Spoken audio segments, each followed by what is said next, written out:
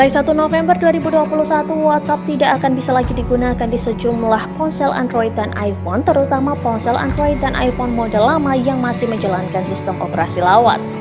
Lewat situs resmi dilansir dari kompas.com, WhatsApp mengumumkan bahwa smartphone Android yang menjalankan sistem operasi Android 404 atau Android Ice Cream Sandwich atau versi lebih lama tidak bisa lagi mengakses WhatsApp.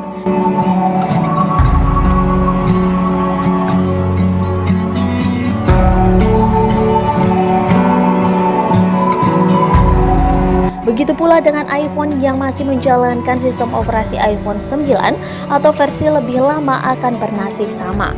WhatsApp mengimbau pengguna yang masih mengandalkan perangkat tersebut untuk memperbarui operasi sistem ke versi lebih baru atau segera mengganti perangkat. Adapun syarat minimal yang ditentukan WhatsApp agar tetap bisa menggunakan layanannya adalah perangkat Android yang menjalankan sistem operasi 41 atau lebih baru dengan operasi sistem iPhone ke-10 atau versi di atasnya.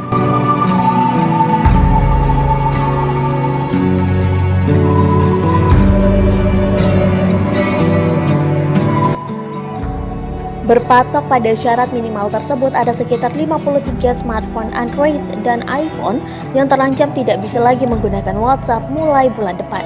Ada sebagian model yang pernah dipasarkan di Indonesia bahkan masih banyak digunakan hingga saat ini.